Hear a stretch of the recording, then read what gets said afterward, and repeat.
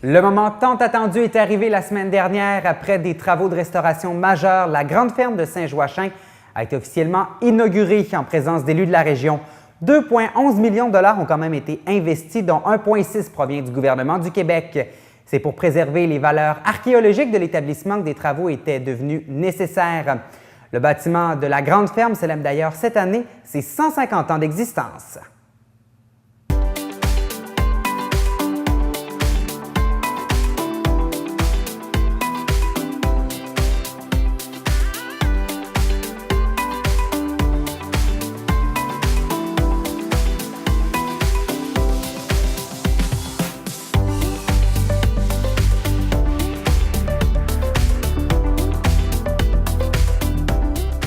Les éléments principaux sont la toiture, refaite en tôle comme elle l'était en 1866. Au niveau du travail aussi, de la fenestration, des enduits du crépi du côté nord, du côté sud, les déclins de bois du côté est et ouest. Ensuite, vous avez le système de gicleurs qui est installé partout dans la maison. Donc, les éléments majeurs, en plus de mise aux normes par rapport à certaines normes de la Régie du bâtiment, qui font qu'à un moment donné, bien, la maison, en 2016, à son 150e anniversaire, c'est vraiment refait une beauté. Il y a certains endroits dans la maison, on a fait des petits clins d'œil à son passé quand on pouvait le faire. Et ça a été des travaux majeurs, il faut le dire. Il y a eu quelques petites surprises, mais vous avez réussi à faire avec, comme on dit. Bien, disons qu'avec une bonne équipe d'architectes, d'ingénieurs, on est capable, puis d'archéologues aussi, on est capable de répondre à certains problèmes. Des belles surprises, bon, le four à pain dans la salle mécanique qu'on était convaincu qui date de la même année que la maison, 1866, mais non, il est antérieur. Donc, c'est un four à pain qui a été utilisé dans les autres maisons précédentes de la grande ferme. Les autres surprises, les mauvaises, ben, c'est le changement de la boîte électrique majeure qui n'était pas prévu. Au niveau des vestiges de l'église, ils sont en état un petit peu plus avancé que prévu. On a eu des belles surprises quand même, donc, somme toute. Mais on fait avec quand il y en a des mauvaises. Ah, on n'a pas le choix de façon de autre. Il faut que ça se fasse, il faut que ça se continue, puis il faut toujours regarder aussi que tout travaux doit être autorisé par le ministère de la Culture qui nous a subventionnés à près de 86 % pour l'ensemble des travaux. Donc, chaque virgule sur un plan devait être autorisé par le ministère parce que c'est un bien classé patrimonial. Et comment a été justement la relation avec le ministère? Le ministère, ça a bien été. Au niveau de... Il y a eu des discussions au niveau des enduits, au niveau des couleurs à adopter, la toiture. Mais tout le monde, après ça, après analyse, bon, tout le monde a trouvé un mode de... Comment on pourrait dire? Un mode de... Compromis. De compromis. Un mode de compromis qui fait qu'à un moment donné, bien, la maison s'est refaite vraiment de beauté.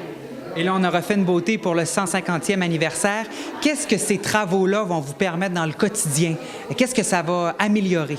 Donc, au niveau de la venue des groupes, c'est plus fonctionnel parce qu'effectivement, on a agrandi de l'intérieur la salle à manger parce qu'effectivement, c'est un service qu'on offre de plus en plus à la population puis à la population régionale. Ça aussi, au niveau de notre côté muséal, ça nous a permis de dégager et on travaille effectivement sur certaines expositions temporaires qu'on mettra en lien avec en 2017. Parce que la Grande Ferme, comme appellation du lieu-dit La Grande Ferme, on peut annoncer déjà en primeur que l'année 2017, on aime beaucoup les anniversaires, soulignera le 350e anniversaire de l'appellation La Grande Ferme. C'est la première fois en 67, le 4 février précisément, que Monseigneur Laval utilisera le mot « La Grande Ferme » dans les contrats d'engagement qu'il fera pour les gens qui vont travailler ici. Et on va souligner ça sous quelle forme? Là, ça, c'est les surprises. On fera un autre événement un peu plus tard dans l'année 2016 pour annoncer la programmation. Mais on travaille, effectivement. Il y a un comité de travail actuellement avec ma collègue Gabrielle Leclerc aussi, qui est très à l'affût de toutes les nouveautés, qui va nous proposer quelque chose sûrement qui va vous plaire. Et je peux aussi déjà annoncer le jeudi le 1er décembre pour ceux qui ont pu participer l'an passé à une soirée Contes et légendes dans l'église de Saint-Joachim, on récidive cette année pour une deuxième tentative, une deuxième année. C'est une activité de financement aussi en lien avec la Caisse populaire des jardins.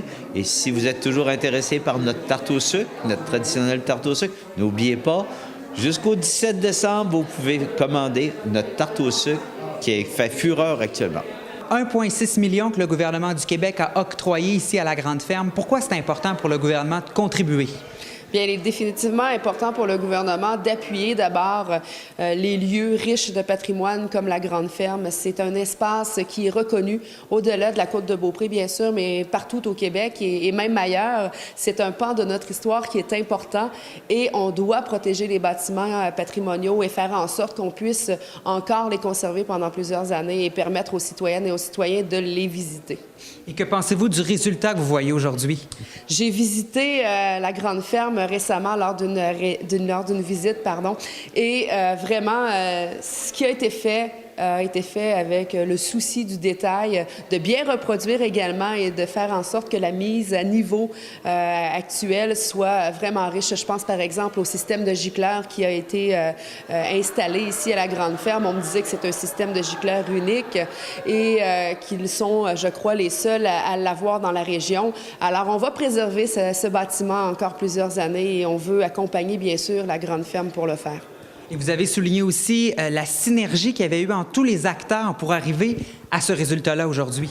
Bien sûr, la Côte-de-Beaupré, je le dis, je le répète souvent, il y a un dynamisme que l'on ressent entre les collaborateurs et les partenaires de différents projets. Et on le ressent également, ce dynamisme-là, ce dévouement et la passion qui anime définitivement l'équipe de la Grande Ferme. Alors oui, j'ai souligné leur contribution parce que je pense que sans cette équipe, la Grande Ferme ne serait pas ce qu'elle est.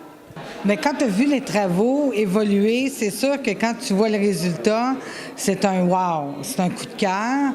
Et la Grande Ferme fait partie de notre histoire. De voir qu'on l'a rénové, et ça a pris beaucoup de temps d'après ce que j'ai compris, et de voir que les gouvernements, que ce soit provincial ou fédéral, aient embarqué dans l'aventure, c'est une belle aventure parce que c'est notre patrimoine à nous. C'est ce qui nous définit ici et c'est un bel atout pour Saint-Joachim.